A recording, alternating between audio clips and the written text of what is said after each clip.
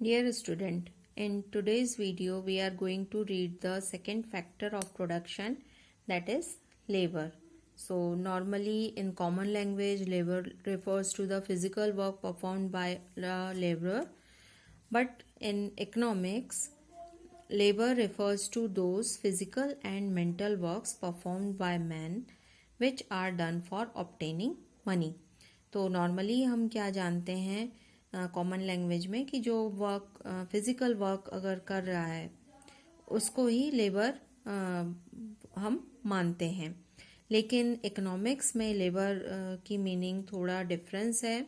तो लेबर में हम फिजिकल वर्क के साथ साथ मेंटल वर्क भी जो काम किया जाता है कोई पर्सन करता है और साथ ही साथ उससे वो मनी ऑब्टेन करता है अगर, तो उसे ही लेबर कहा जाएगा।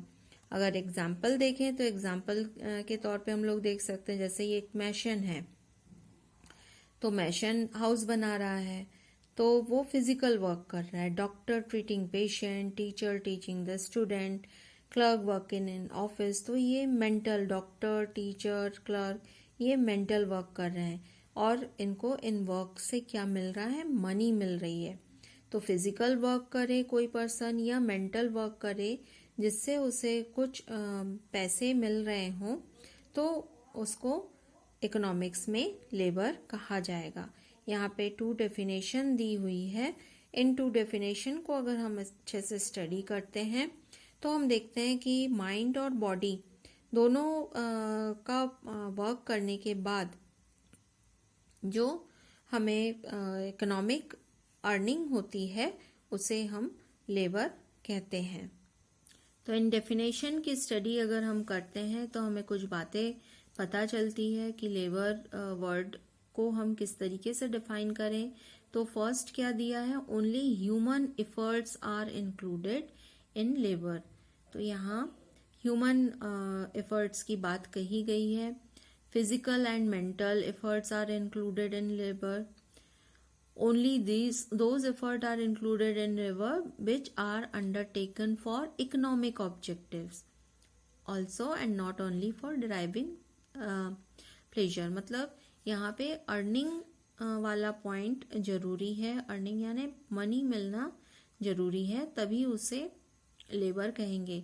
कोई अगर अपनी खुशी से कोई काम कर रहा है तो उसे लेबर नहीं कहा जाएगा। जैसे कोई अपने गार्डन में पानी इरिगेट कर रहा है, सिंचाई कर रहा है, साफ सफाई कर रहा है, तो वो अपनी खुशी के लिए काम कर रहा है, यहाँ पे उसका कोई भी इकोनॉमिक ऑब्जेक्टिव नहीं है, तो उसे लेबर में इंक्लूड नहीं करेंगे। और साथ ही साथ क्या दिया हुआ है, labour is productive process but it should be valid and legal. किसी ना किसी चीज का प्रोडक्शन लेबर के थ्रू होना चाहिए और ये वैलिड और लीगल होना चाहिए। अब हम देखेंगे types of labour, very important point. So first type is productive and unproductive labour. Labour which helps in the production of wealth is known as productive labour, and contrary to is labor which does not result into production of wealth is known as unproductive labor. Example, when a gardener works in garden for some other person, he gets remuneration for it and it will be considered to be productive labor. But when he works in his own garden and does not get any remuneration for this, it is considered as unproductive labor। तो हमने अभी जो definition में पढ़ा था उसमें ये देखा था कि इकोनॉमिक ऑब्जेक्टिव्स जरूर होना चाहिए।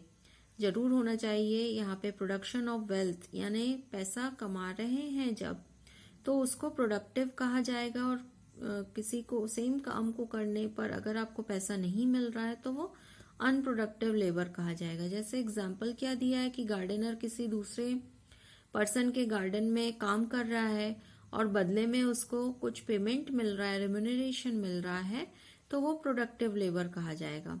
वहीं यही गार्डनर अपने गार्डन में कुछ काम कर रहा है, बदले में उसको कोई भी रेम्यूनरेशन तो मिलेगा नहीं, तो उसे अनप्रोडक्टिव लेबर कहा जाएगा।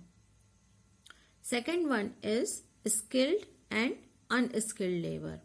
So labor which requires special training to be performed is known as skilled labor. तो जहाँ पर किसी पर्टिकुलर टाइप के स्पेशल ट्रेनिंग की जरूरत होती है किसी काम को करने के लिए, उसे स्किल्ड लेबर कहा जाएगा. जैसे एग्जांपल आप दे सकते हो टीचर के लिए. टीचर के लिए बीएड की डिग्री होती है. डॉक्टर एमबीबीएस जब हो रहा है, या इंजीनियर्स बीई कर रहे हैं, मैकेनिक्स, तो ये सबको अपने काम को करने के लिए स्पेशल ट्रेनिंग लेनी पड़ती है, तो उसे स्किल्ड लेबर कहा जाएगा.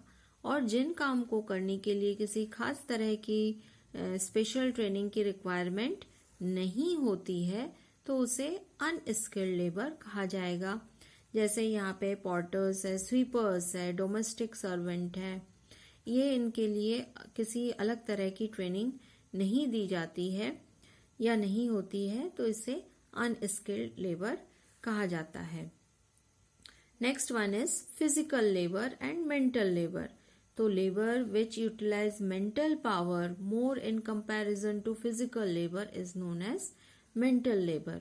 Example, labour performed by teacher, doctor, engineers etcetera are called mental labour. यानी जहाँ पे दिमाग की जरूरत पड़ रही है काम को, किसी काम को करने के लिए, तो उसे मेंटल लेबर कहा जाएगा. जबकि अगर फिजिकल लेबर की जरूरत पड़ रही है मेंटल लेबर से ज्यादा, तो उसे फिजिकल लेबर कहा जाएगा. जैसे पॉर्टर को या डोमेस्टिक सर्वेंट को यहाँ पे फिजिकली उसको काम करना पड़ता है, तो उसे फिजिकल लेबर कहा जाएगा. यहाँ पे उस पर्टिकुलर के बॉडी को is used to a higher extent, body का यूज ज्यादा किया जा रहा है, तो उसे फिजिकल लेबर कहा जाता है. Let's read about the characteristics of labour. First one is labour is an active factor of production. तो हमने जैसे लैंड के बारे में पढ़ा था, लैंड किस तरह का था, इनएक्टिव फैक्टर ऑफ प्रोडक्शन, लेकिन लेबर जो है वो एक्टिव फैक्टर ऑफ प्रोडक्शन है. तो active factor of production because production work is not possible without it. Land and capital consider to be inactive factor because it is not possible to perform production work with the help of with their help in absence of labor. तो labour जो है वो एक active factor है. Next one is labour can not be separated from the labourer. तो labour sell his labour, he is present there. It means that work performed by the labourer is labour.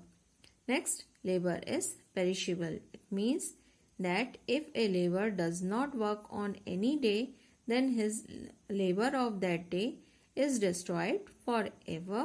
A laborer cannot accumulate his labor for many days and use it as and where required. यानी जिस दिन अगर मान लो किसी दिन वो काम नहीं कर रहा है, तो उस दिन का उसको पेमेंट नहीं मिलता है. Next, bargaining power of labour is weak. तो लेबर जो है क्योंकि पेरिशेबल होता है, इसलिए वो बार्गेनिंग नहीं कर सकता है. Labour is mobile.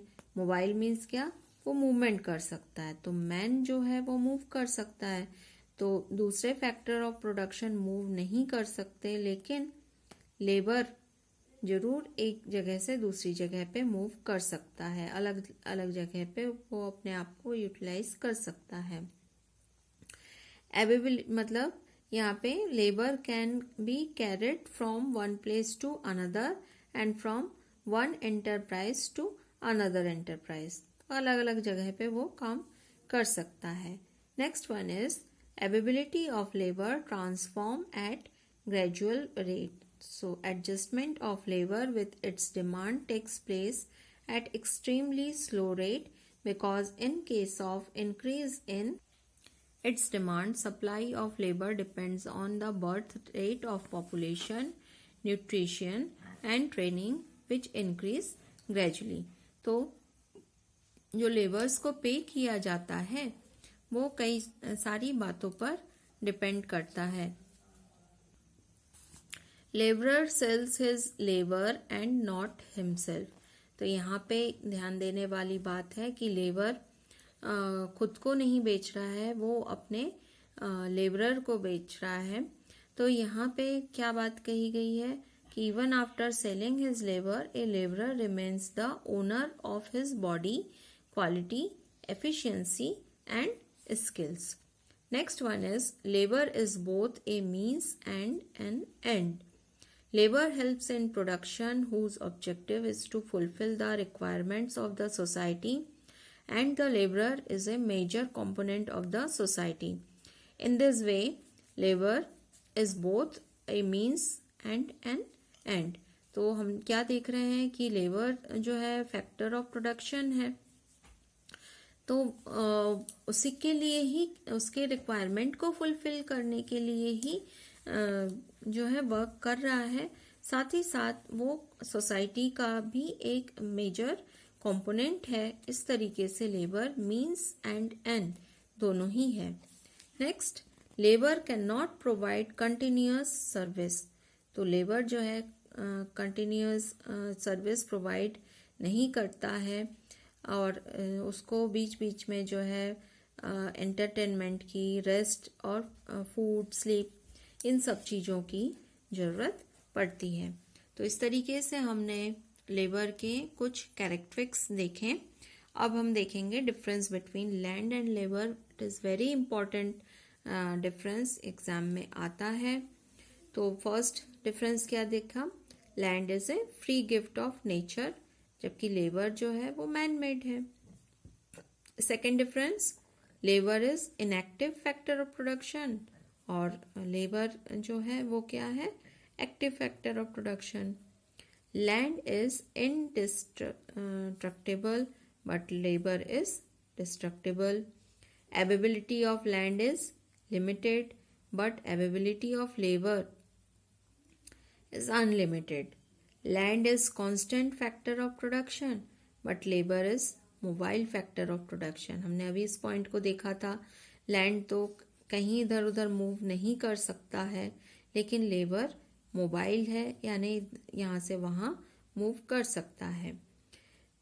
जो लैंड की ओनरशिप है या मालिकाना हक है वो चेंज किया जा सकता है, लेकिन labour can not be separated from the labourer.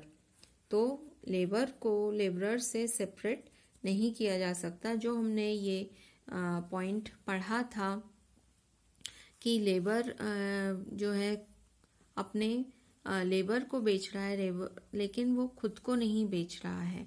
तो ये पॉइंट यहाँ पे इम्पॉर्टेंट दिया हुआ है। तो ये डिफरेंस आपको ध्यान से स्टडी कर लेना है।